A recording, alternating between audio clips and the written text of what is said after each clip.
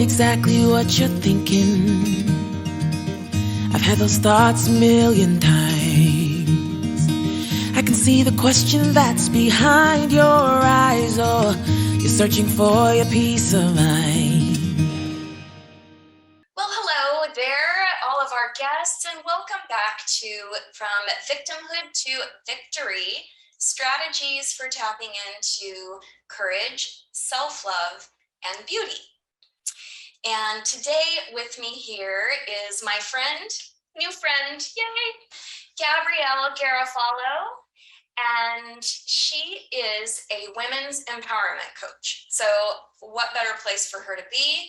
Gabrielle, thank you so much for being here. I'd love to have you say hello to our guests and give yourself a brief introduction here. Thank you so much for having me, Cynthia. I will forever travel to anything and anywhere and any place where we can help other women feel more seen and feel more understood and feel more supported in the world. So thank you for doing this. So I'm Gabrielle Garofalo. I'm a certified life coach. I am a passion hunter. I have had multiple careers ranging from being in the branding and marketing and event production space to a big corporate global job at the Wall Street Journal. I've owned a food festival, written a food blog, and all to circle back to coming back to helping women become more of who they are. And it was during an event that I was producing for Oprah that I got the task to come into coaching through her coach, Martha Beck, and then promptly ignored that calling for 7 more years, mind you. And then eventually, you know, had the courage to really follow what I knew was my calling. And I think you hear these stories all the time from women who are like, oh, I thought I wanted to do this. And then I discovered I wanted to be a teacher, or I thought I wanted to do that. And then I really discovered my calling was, you know, golfing or whatever it is. Yeah, so, right. So that is how I got myself to coaching. I've been doing it since about 2018. And, it's the absolute greatest pleasure of my, you know, career path. Right. Yeah, I would definitely have to echo that. And you do such important work, and you know, it's not a one size fits all. But one of the things that tends to be a constant in what you coach around, it tends to be this sense of that really success is in surrender. So, Yeah. I mean, I'd love to hear sort of your thoughts on that and a little bit more on that. Absolutely. So my entire life, I've been super type A, incredibly alpha, driven, you know, hustle culture. Like I would eat, you know, as Kamala Harris likes to say, I would eat no for breakfast, you know, no just meant new opportunity to me. And then about I started going through some major life transitions about, you know, 6 or so years ago, really getting nudges and taps to start making sweeping changes. And about 2 years ago, I signed up for additional training, and it is a yoga nidra and trauma healing course. And in the course, there is a lot of meditation and rest time, and it is to help us, you know, calm the nervous system, get centered to source, listen to intuition. And I came out of meditation one day and I was like, and all I heard was success is in surrender. I was like, what? Like surrender? Are you kidding me? I don't think you've got the wrong person. You know, like, yeah. Thank you for sharing. And I don't even know what to do with that. And so I sat on it, but I very quickly realized that it really was like a massive epiphany. And what I mean by success is in surrender is that as I'm looking at the life of my clients, as I'm looking at how I coach women, as I'm looking at every time I have success, when do we all experience sort of the most outrageous success, right? When everything feels sort of easy, everything's flowing, you're in your groove, right? You're in the zone. And how do we create that space? Well, when we're at a place of peace. And when are we at a place of peace? Well, when we can be present. And when can we be present? When we've surrendered everything else. So I came to this idea. I decided to trademark it. It is sort of the basis of my new group coaching platform. And it will eventually be a book series, because I realized that we could dig into this topic forever, because success is in surrender. How? In self, in relationships, in your relationship with your body. I have a specialty in body positivity. I really work closely with women who struggle with body image and with diet culture and beauty culture. And, we're trying to tear down those patriarchal walls too. So success is in surrender. Food, success is in surrender. Sex, relationships, parenting, pregnancy, career. I could go on and on with the evidence of how, when we continue to let go, when we surrender our ideas of role, when we surrender our ideas of family of origin, of the stories we've told ourselves, of the thoughts that are inside of our head, of the habits that we've built, we can really uncover a fabulously magical life. Like, that all comes from our heart space of, what is it I really want? And I don't mean, airy fairy, like, I want $1 million. I want, I mean, like, what kind of life do I want? How do I want to feel in my skin every day? Yes. And I'm so glad that you really expounded upon that word, because this is a classic example of how context and meanings of words matters, because we're not talking about surrender like, oh, I give up. This is just this beautifully freeing brand of surrender. And Yeah. you not only embody that, but you coach it and show others how to embody that. Yes. And just this beautiful sense of, okay, I'm in flow. And when you say ease and flow, again, a word that matters, ease isn't necessarily synonymous with easy peasy, right? Correct. So yes. ease and flow. You actually told me a story about your morning, and if you feel comfortable, Sure. I already told on you, so I hope you feel comfortable. I do. I would love for you to share the story of your morning, because it's a great example. It's a great example, right, of how do I apply this like idea of surrender and ease and flow to sort of everyday life, and then maybe just a great segue into the invisible workload of women. So I am a fairly new, single household mom. I have 2 teenagers. They're with me this week. And we're usually up at 6:30, my coffee brews. I wake up to the smell of my coffee. So I'm up this morning. I'm sort of laying in bed, waiting for everybody to stir. I'm taking a couple minutes, and I roll over. And the next thing I know, I can tell my room is a little too light. And I'm like, whoa.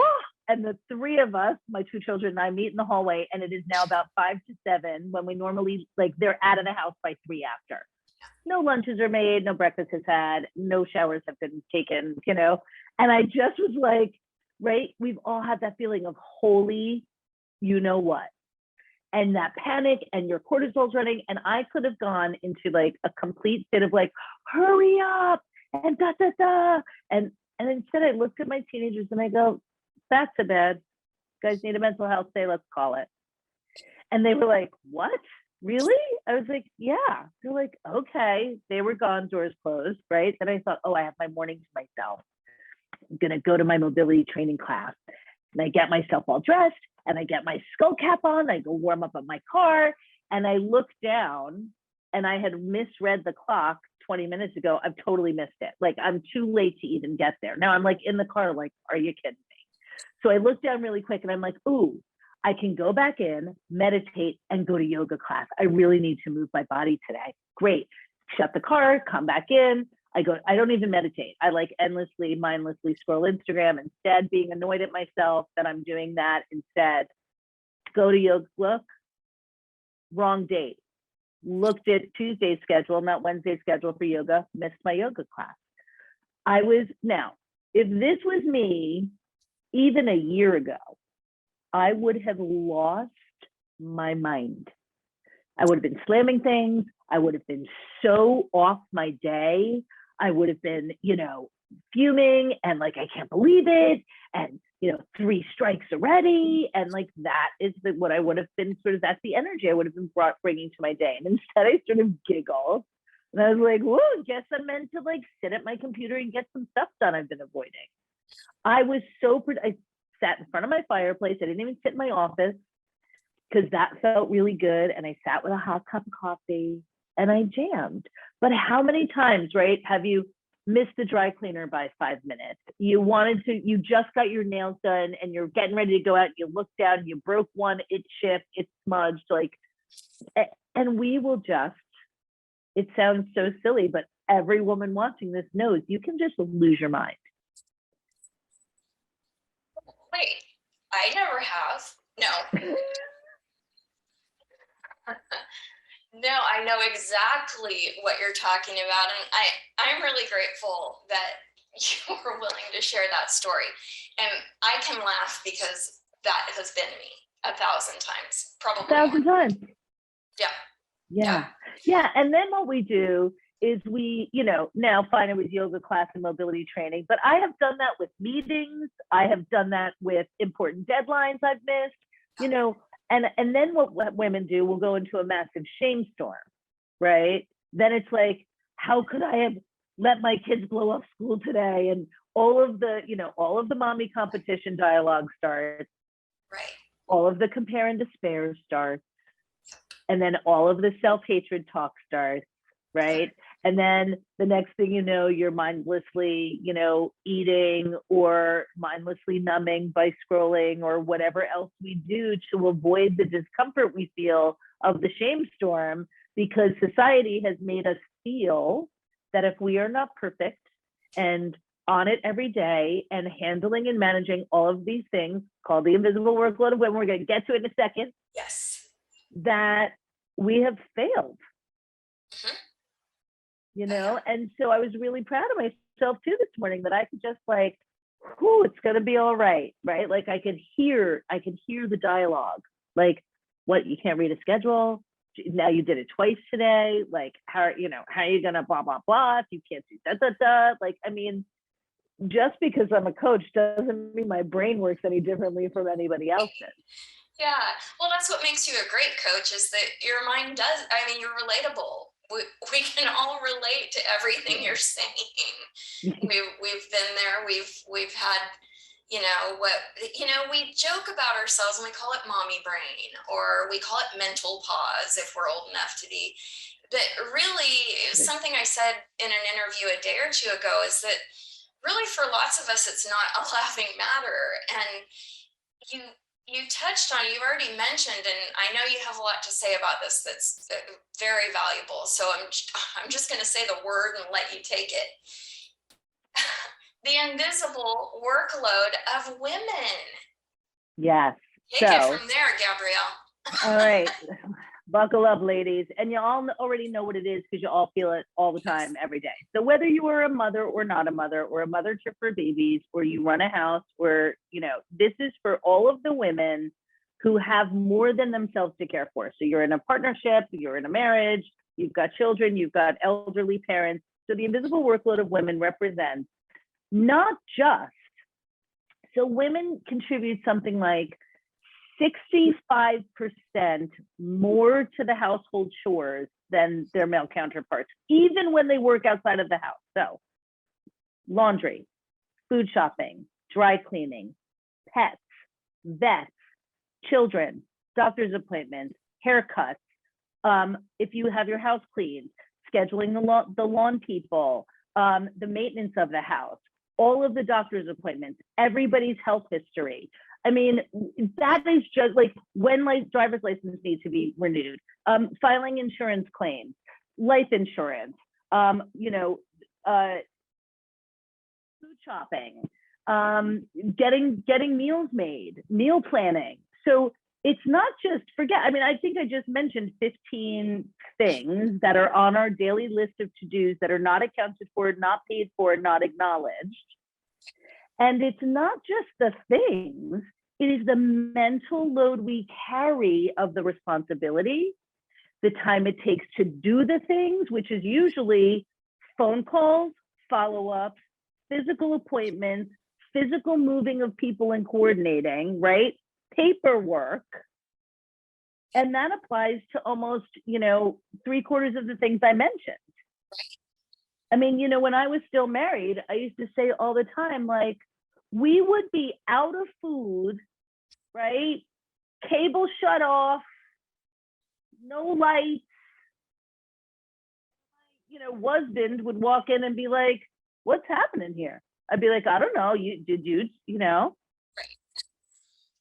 Like we would literally, like, it would just, if I stop, and then there was a time toward the end of our relationship, and I only did this, like, I just got really ticked off. And so my therapist said, well, what would happen if you stopped doing, his laundry? I was like, oh, that's a good one. I'm going to try that on, right? And within 2 days, he's like, did you stop doing my laundry? Like, noticed right away. But did he ever give a thought about it for the 27 years that it was just done and folded and put where it needed to be put? So something I work super closely with my clients on is, what of this massive, first of all, let's identify it, right? Like, let's get it out of the closet. Let's talk about it. We wonder why we're tired and pissed off. I mean, and COVID added a whole extra layer. Yeah. So now we're homeschooling and we're teachers and, and we're pharmacies and we're test takers and all of the other things. So, I want women to really understand this is a real phenomena. This is like really taxing on our mental, spiritual, emotional well-being, and it's not being addressed. So we've got to address it. Right? So like, how do you do that? Right? Now I'm a single run household, right? It's probably arguably a little bit harder. At least I could get my husband to call him my husband, because I hate the ex-husband, and husband is like so cute. He was my husband. Now he's my husband. I might start calling mine that. It's pretty cute, right? My mom will credit my mom, Nina, for that one. It's really cute. She heard it on a podcast. I'm like, I love it. So how do we do it, right? We enroll the help of others. We let go some of the shoulds we have weighing us down. Yes. Yeah. And you have some great things. You have a great thing to say about shoulds that I don't know if you feel comfortable sharing. Maybe that's a surprise for the future, you guys. But Gabrielle has a really great thing to say about what shoulds are. And yeah, so women, how many times do we say we should be doing this, we should be doing that, I should be losing weight, I should be exercising, and should come from shame and could come from creation, right? So anytime you hear yourself shoulding on yourself, plus don't should on yourself, right? Right. So the more we could, we create. There's so much possibility in could. There's so much power in could. Yes. So should come from shame. A shame store. Yeah. So go ahead. I want everybody to remember this. And Gabrielle said it, you guys. So I love that this gets to be a quote I get to use and then put my friend's name under it. Because I love that you came up with that, and it makes so much sense that I want to steal it, but I don't want to take your credit. So, and I'll give us another one, right? Like really related to the invisible workload of women that I love. And I don't have any more because I ran out of my business cards, but I print these little sayings on the back of my business cards. And sometimes if I see a woman having a day, like in Trader Joe's, I'll pull out one of my little love notes and I'll just hand her my business card and be like, you don't have to do anything with the information, but I just want you to know I see you. Oh, I will see women holding up the back of like 2 packages in the grocery store, like some diet filled with garbage chemical crap and some delicious whatever like version of it, like the real thing, right? And I recently saw this in Trader Joe's, and I just like Adam, I just turned around and I was like, get the chocolate chip brioche, like just get it, and she's like, I know, but I shouldn't. I was like, oh, there's that word again, And we had this really great conversation about, coming from love, right? Like what feels like love? It's the Marie Kondo sort of vibe of what sparks joy, right? If her philosophy, so Marie Kondo is an expert on tidying. I don't have my books very organized, so I think she's still I think she's upstairs on my bookshelf. So she has a book called I think it's called The Magic of Tidying Up, or The Art of Tidying Up. And Marie Kondo's philosophy about like decluttering your world is, if it doesn't spark joy, get rid of it. One of my philosophies that came from someone I trained with is, if it does not feel like love, it's like a hard no. You know, we can use that as a filter for many things in our lives.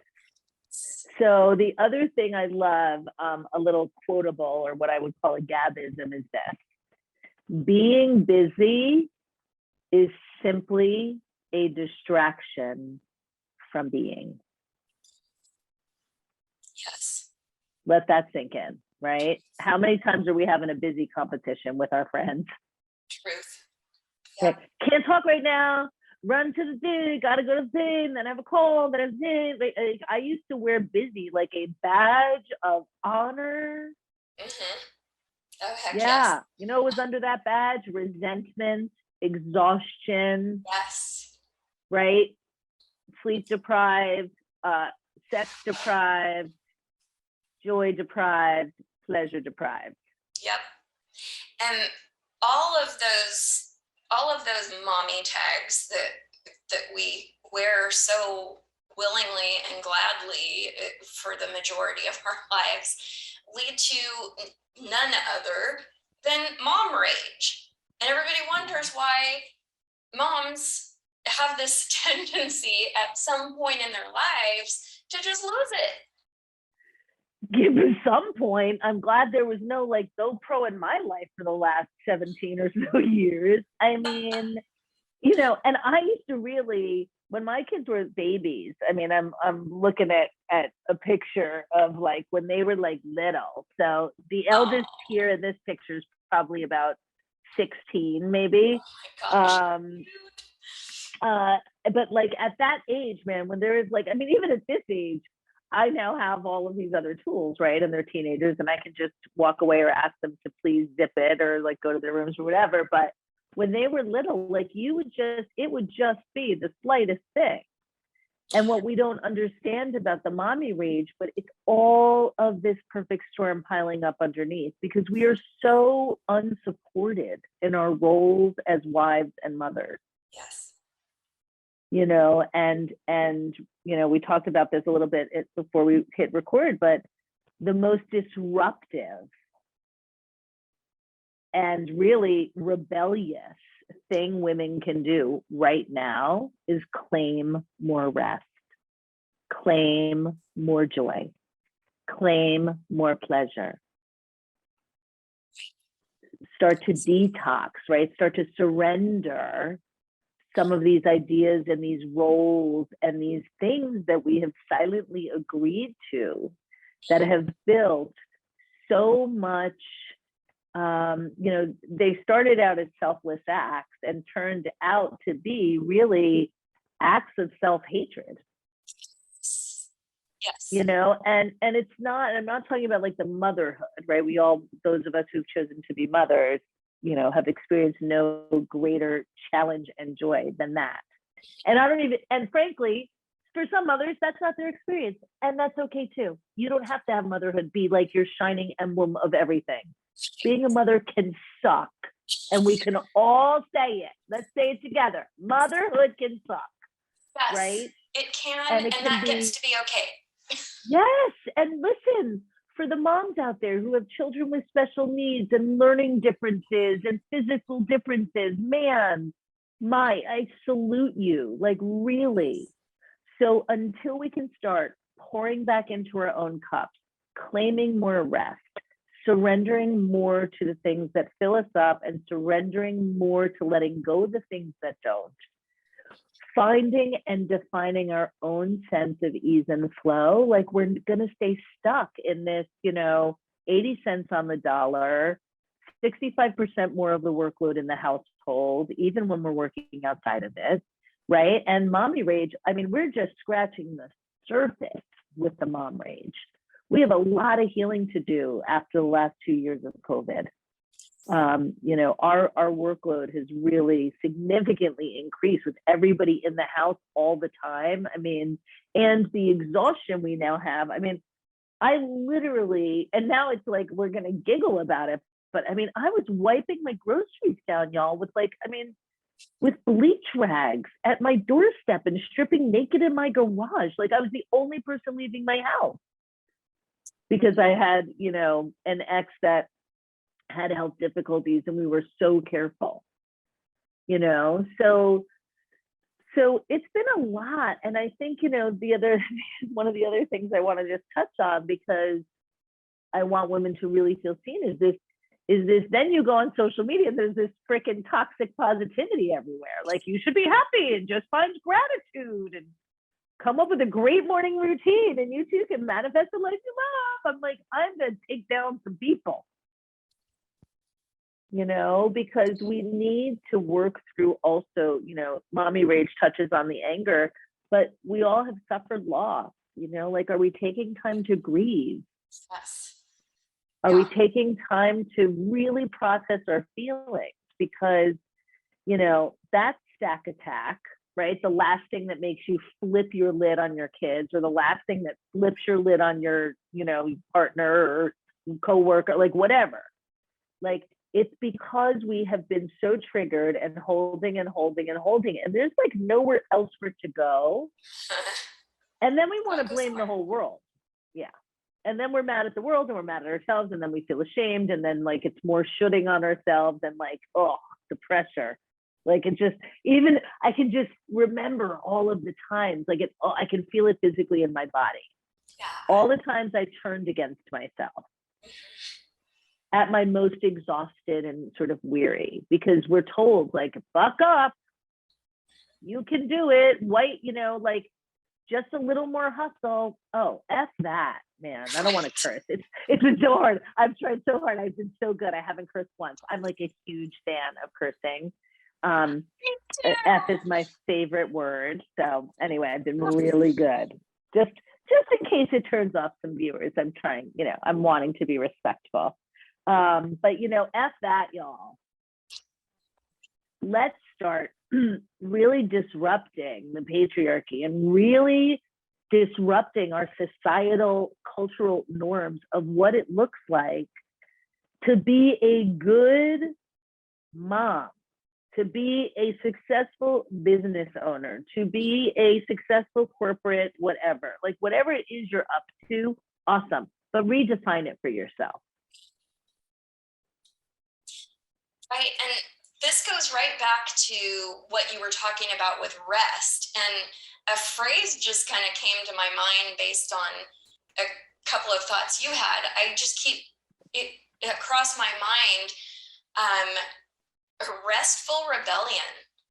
Yeah. Just, I don't know, it popped into my mind. I'm like, we need a restful rebellion. 100%. I mean, I was telling you, Cynthia, so I woke up early, the kids, blah, blah, blah, and I never went back to bed. Like they went back to sleep, I didn't go back to sleep. And I'm tired. Like I've been waking up a lot in the middle of the night. I've been drinking way too much water and tea at the end. So I'm just not having restful sleep. And I was feeling like really like, oh, I went and took a 20-minute nap right before I came live with you. And it was so great. I mean, how many times do you hear women say, like, someone will say, oh, go take a nap. And they're like, take a nap? I can't take a nap. Right? Yeah, you can. Learn amazing crock-pot recipes. It's my new fave thing. Let dinner cook itself on the counter while you rest. I love that. Yeah. I love that. So when, we're talking about these really juicy, great concepts. What do you say to the woman who says, okay, I understand all that and I agree with all that, but how? What do I do? What are first steps? What do I do? Yeah. First of all, amen for asking the question, right? So you've already arrived. Here's the thing I will tell every client for the rest of time, okay?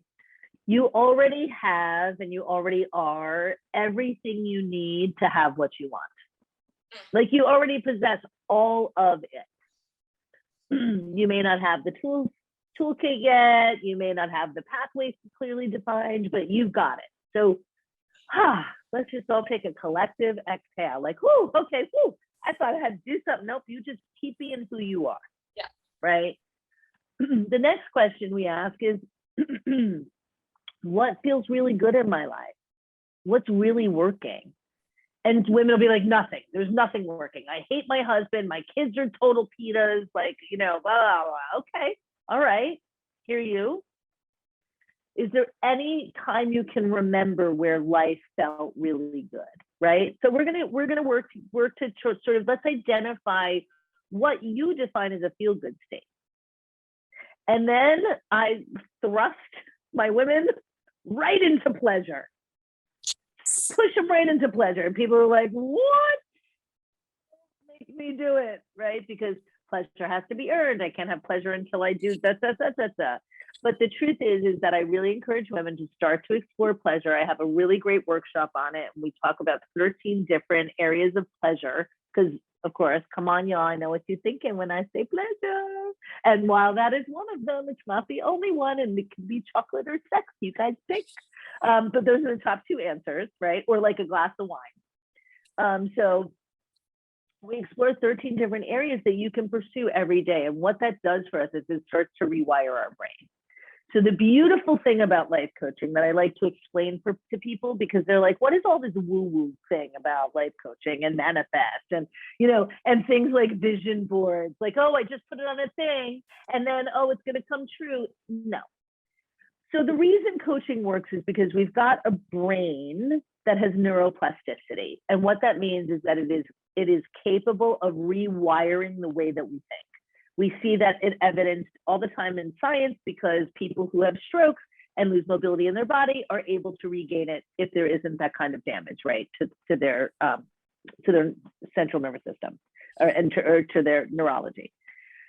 So what we do as coaches is we take the idea that we have 50 to 70,000 plus thoughts a day. We're wired for two things, which are fight or flight. And we start to get in there to understand what are some of the things that I think most often. How do they make me act most often? What is it that I want to shift, right? And we're going to start small. But the thing about pleasure, and it could be like, you even commented, like you loved this mug. Pleasure for me is having all sorts of super fun mugs. I get them at like Marshalls and Home Goods and, Five Below and all sorts of places. Because this just right? Doesn't it just make you happy? Right. A smile.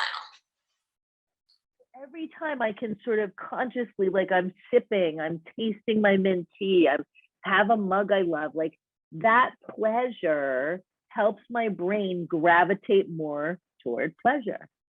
It starts to chill out all that hypervigilant fight or flight. What, right?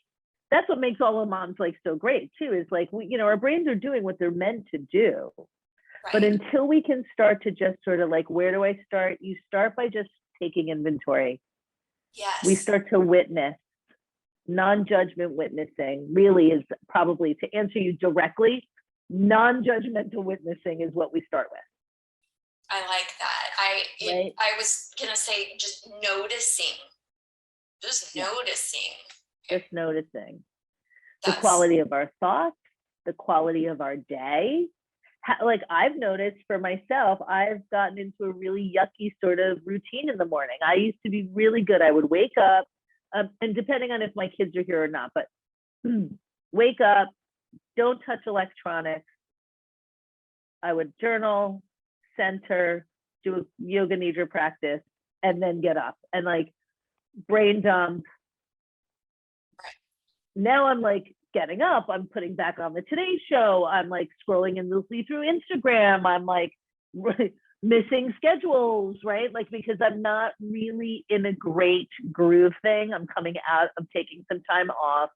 And that is part of me retraining myself because I have been in this hypervigilant place, but I'm also noticing it's not totally working for me, as I saw this morning, right? So maybe in the past, I might have shame-stormed myself and worked out maybe twice as hard tomorrow to make up for it, but really punishment, right? Like, oh, we didn't work out yesterday, so now right? And I just, much more gentle with myself, much more forgiving, right? And much more like, ooh, what feels like love? What feels nourishing and nurturing? And how do I give that to myself? Because women are also trained to believe that our joy is somehow outside of us. Yes. Our fulfillment and our worth is outside of us. It's how great our relationships are, how hot our husband is, how amazing and smart our children are, the best college that your kid gets into. All of that is like, who makes us who we are? That is such BS. It is. And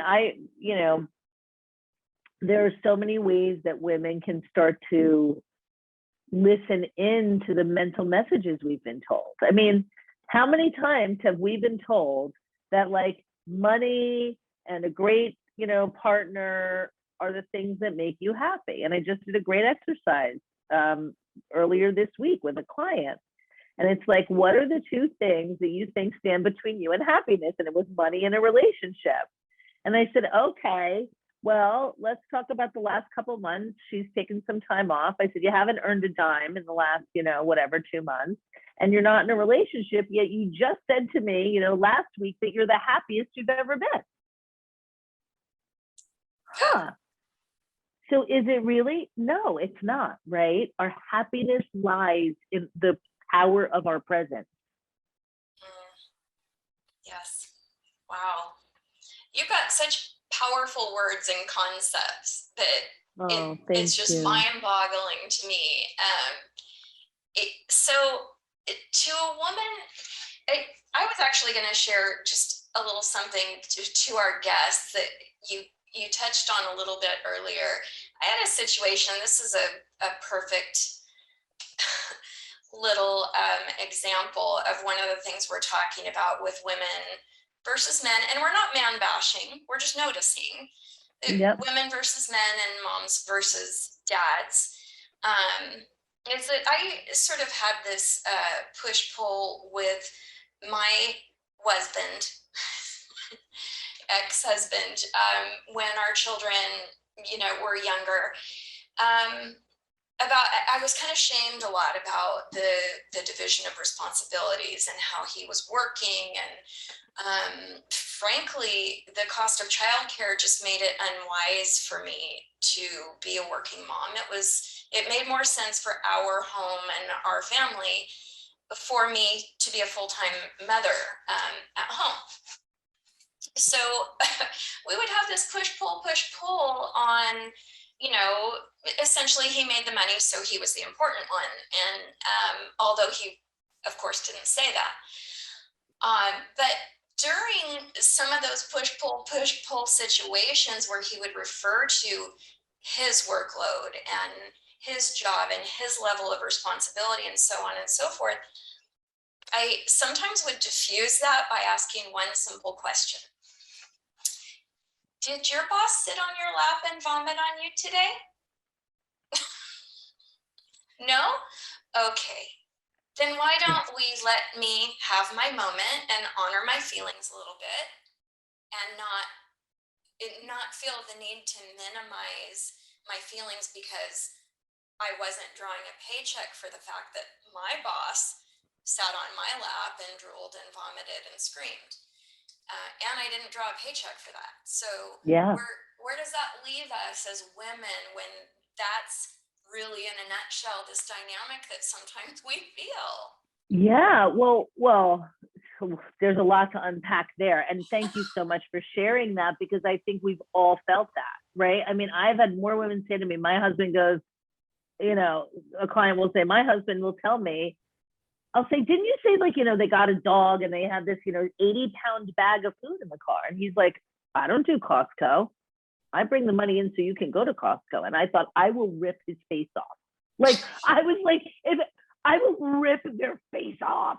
When people say, right, that's not my job, I'm like, hold on. Right? Yeah. So here's what I would say. I would say that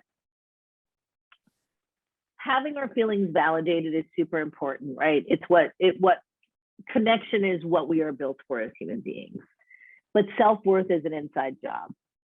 So that, you know, that moment where he like was really dismissive to your feelings, right? Like turned into, and you can tell me if this is true or not, but one of these thoughts, I am not worthy, I'm not good enough, right? What did I do wrong? Yep. Right? How am I going to fix it? So we're like already out of the zone, right? Like there was no resource there. Instead, maybe it could look like, I need you to take my boss and getting yourself in the car and driving away for an hour and maybe napping in a parking lot in your vomit-filled t-shirt, you know?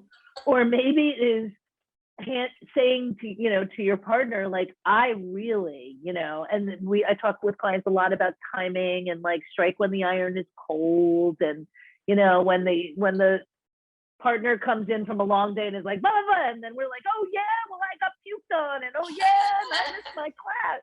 You know, then we get into like a who's got it worse competition, because we're all just struggling to be seen, right? So it's about reminding yourself that you're worth it, even if your partner doesn't acknowledge or really validate that. It's about finding a way to really have an intimate and vulnerable conversation with your partner about what it means to you when that happens, and also what they can do to help alleviate the situation, or what has to be done to hire someone. Like it might have been, right, just like a date night, or once a week you got a babysitter for 2 hours so you could peacefully shower once a week and get a grocery shop done without 2 toddlers, or whatever the scenario is, right? So I do a lot of Martha Beck, who is Oprah's life coach, who has a bunch of great books. One of her little tips and tricks is called the 3 Bs, the Martha Beck 3 Bs. Barter, so it's bag it, barter it, or better it. So she talks about how many things on our to-do list can we like just ditch, right? I mean, I like making to don't lists. Like, what am I not going to be doing, right? I'm not going to be saying yes to things that I want to say no to. I am not going to be going to spend time, you know, with my parents on a Friday if I'm super exhausted. I am not going to follow this person on social media anymore because I feel horrible every time I see their feed. So great opportunity there. So you can bag things, like take things off your list. You don't really have to like organize the pantry, right? Like if we're overwhelmed, like just take it off the list for now, just one thing. What can you barter? What can you trade off, right? So sometimes moms are like, oh, I don't want to ask my friend, they have 3 kids. Great, yeah, you do, because you'll take their 3 kids, right? So who can you barter with? I hate doing laundry, right? It could be even in your own house. Husband or partner, can you do laundry? I will always put it away. Or how do I make it better, right? I can't wait to hang some art and put a speaker in my laundry room, right? Or now I love in my new house, my laundry room is right off my kitchen. So it's awesome. Like I can be doing laundry and cooking dinner, right? Like, so how can we better the thing, the environment, the experience, so that it's a little less like, whoa. Like I always listen to music when I'm doing chores I don't like. Like I used to hate washing dishes. I love washing dishes. I love the warmth of the water on my hands. I like the suddiness. I like the smell of the Dawn detergent. Like, I like can really get into it. And these are all things that have shifted since I've done some of these practices. And baby steps, right? We've all been doing this, right? Like I've been this woman until I started really transforming, like probably 47 years. I'm now 54. So just really like over the past sort of hardly decade, I've really been evolving, really shifting, really focused on understanding how my brain works, right? So that I can shift it. And as a result, I've made these huge sweeping changes in my life that people dream about doing and don't do because they're convinced they can't. And I'm no different than anybody else that's watching this, that we know. right? I'm just like everybody else out there. It's just I am choosing to pour into myself in a way that maybe shows up differently, that maybe looks a little like, right? Because we are not taught that it's okay to live your life unapologetically for yourself first, even as a mom. We're taught that that's selfish or lazy or, Yeah. I'm wondering, with all the work that you do with women, do you feel like a shift is happening between females supporting one another? Yeah, I do. I think again, we got a long way to go there with beauty culture and diet culture and hustle culture. But I do, and you know what? I don't hang with women who aren't supportive of other women, and I will not tolerate hanging with women who will badmouth each other. Right. You know, like, I mean, listen, I have plenty of things to say about the way people run business or the things that people say, and I will talk about content. You know, we're allowed to disagree, and we are allowed to have healthy debates and discussions about things that are important to us or not important to us, right? We can have an argument about nail polish color, but right, but like the ground rules of we have got to have each other's backs. Yes. Because until there is equity and equality for all people, forget about just women, like we're not going to make it very far. We're seeing what is happening in our society, in our culture, in our country, when it is skewed toward one gender, one race running the show. It's not going so great, people. Right. You know, and thank God we're seeing women take more leadership roles. I mean, it has been an exciting week with, you know, women of color being appointed to very senior roles at Fortune 500 companies. We're seeing women elevated to minor league baseball management positions this week. I think the Yankees and one other team just hired their first women managers, which is huge in the sport, right? But they're getting there because they're having to change things. Like the woman for the Yankees, oh, someone's printing in my office. I'm going to take someone out. All right, hold on. I'm going to mute for a second.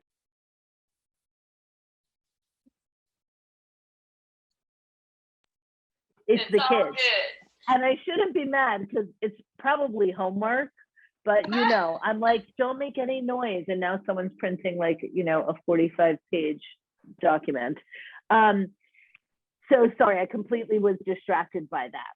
No worries. All right, what's next? Well, I kind of want to circle a little bit back to vision boarding.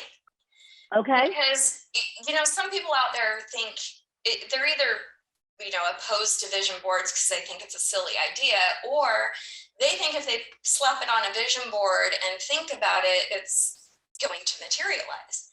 Yeah. You do not share that philosophy of vision boarding, and I'd like to hear more. I do not. So I run, I used to do so many things, and I've really culled down the kinds of things and the kinds of ways that I work with people. But the thing I will never give up is I host virtual and live vision board workshops. They have changed my life. So I'll do a little show and tell. So I host them quarterly. And so there, I think, is my Q1 board. Oh no, that was Q3. Hold please. Oh, there's Q1. I usually have it somewhere on the board. So there was my Q1 board. There is my Q2 board. Love. There is my Q3 board. Okay. Oh no, there's my Q3 board. Doesn't matter. But there, so I do them quarterly. I also do them annually. So back there, you can see my permanent course board. And vision boards are important because, you know, remember before we ever even had, you know, mobile devices, if we wanted to go on a road trip, we had a paper map. And I'm looking at, like, you know, I live in New Jersey, so I'm like looking at New Jersey and I'm looking all the way to Virginia and I'm trying to figure out what road to take, right? How do you know if you don't have a map? Right. Vision board is your visual map. It is a visual mapping of the things you say you want to create for yourself. It is a visual reminder every day I walk into my office and I'm like, right, comfort is important to me. Confidence, right? Boss woman, making sure I have time to travel. Oh, right, what am I working for? Oh, right, what am I, what is it that I crave? Right. And what's amazing to me is as I go back and look at my boards, right? Quiet time, calm the chaos, treat yourself, fun and games. It's like, man, this stuff is actually happening because I'm committing my time, my focus, my energy, and a visual map to it. And, I laugh. I used to be in corporate. And so everything was like 5-year plan. Where do you want to be in 5 years? Where do you want to be in 10 years? Right now, I'm like, dude, if we can make it through the month, we're going to be good. Right. Well, so I was thinking lunch. Yeah.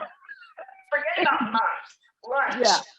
Exactly. So vision boards, I work with my clients to create them at least once every couple of months because they are really important. And I get all sorts of resistance. I mean, I do these workshops. People pay to come to my workshops. And then I'm like, okay, just do a vision board and post it in our Facebook group and I will send you free prizes. And they will not do it. Right. I don't know. What I is didn't think that? I didn't have the right pictures. I'm like, okay, so we can see even with something super fun and playful, we have all these rules about what it's supposed to be. Listen, if this is too big for you, right? Like people are like, wow, that's a lot. Make a little baby one, right? Like you could put it on a postcard.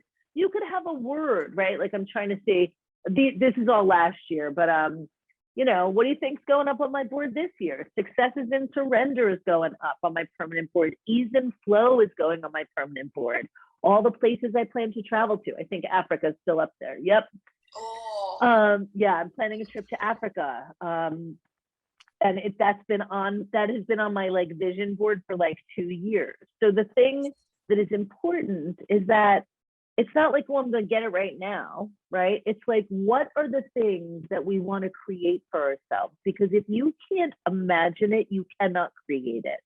Exactly. So much around, and I love The Secret and I love all things, right, that encourage us to manifest. I think the thing we are missing, right, the linkage we're missing is that there is action that supports our manifestation. There is mindset work. There is emotional work, right? And we can't really ignore any parts of that in ourselves if we want to get very far. So, life coaching is definitely a lot of thought work, but I dig in with my clients on the emotional level too. And I am not a therapist. I am not a social worker. And if that is what is needed, we will have that conversation. Sure. Because we have to emotionally process our traumas and our losses and our fears and our rage in order for us to clear the space within our own bodies and consciousness to move into a new place. If we are not healed, we will continue to recreate and re-traumatize until we can complete that that cycle. Right. Right. So I really hiccup is flow, right? Yeah. Even if the flow has some twists and turns, because ease doesn't necessarily mean easy. Correct. Those twists and turns are still flow. They're still flow. You're not hiccuping into old patterns.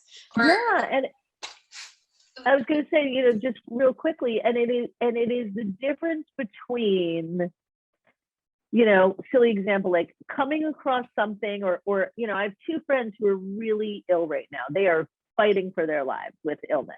And it's the difference between me, hanging up the phone with my friend Michelle and being like, oh, you have no time to be sad. And this isn't you. And she's the one who should be, and then like going on with my day and like giving myself what I like to call a really good, ugly shower cry.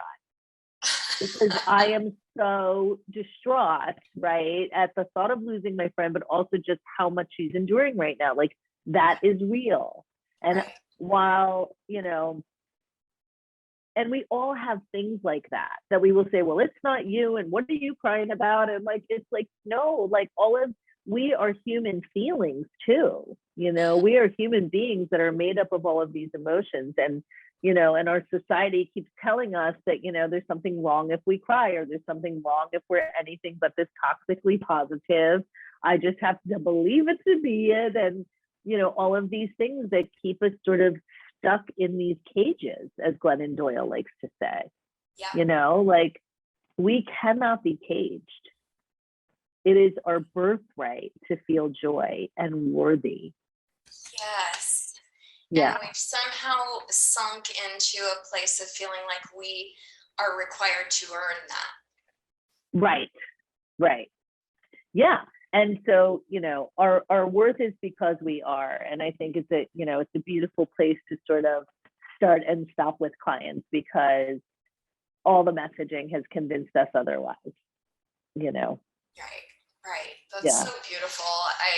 There's something that Rex Crane says is surrounding that we are human beings, not human doings.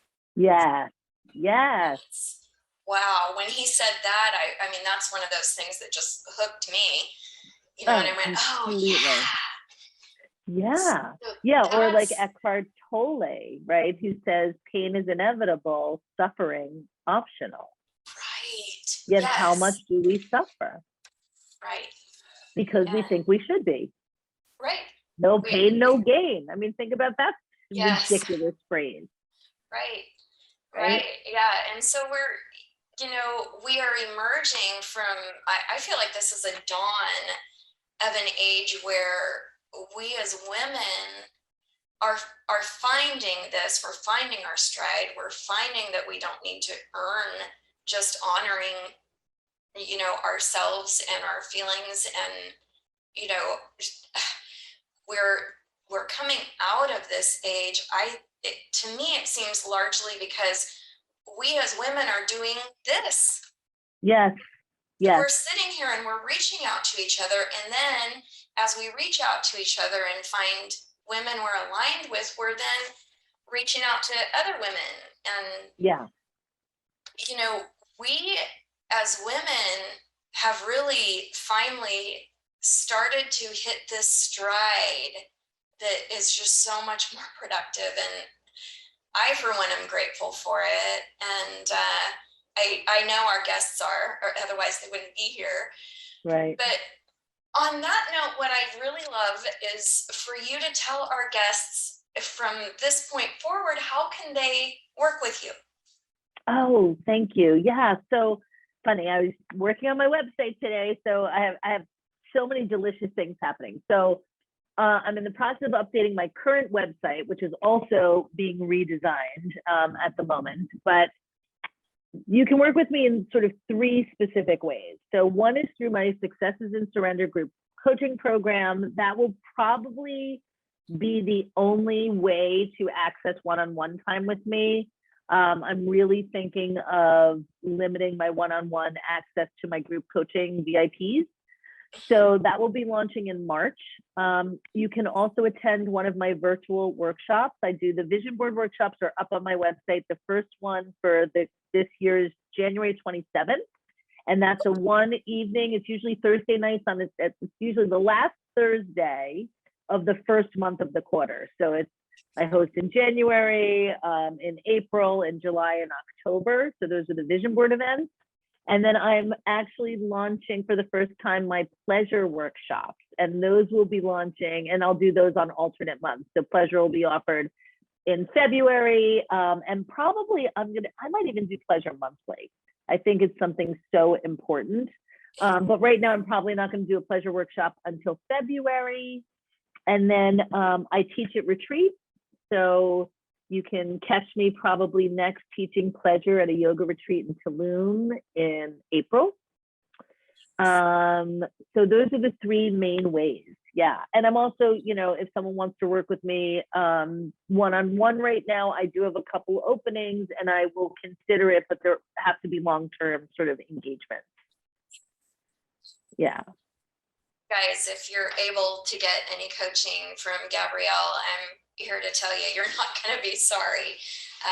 This is a powerful force for female empowerment and transformation. And I hope you've enjoyed this segment. And if you have any questions about how to reach out to Gabrielle, we do have the link on her speaker page. But if you still have questions or anything is an area where you need support, feel free to reach out to me and I will plug you into where you need to be and with who you need to be with.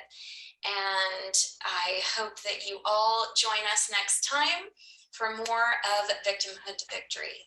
Thanks for being here. Thank you so much, Cynthia. It has been such an honor, and I am rooting for you all now and always. So thank you so much. Thank you, everyone. Bye-bye.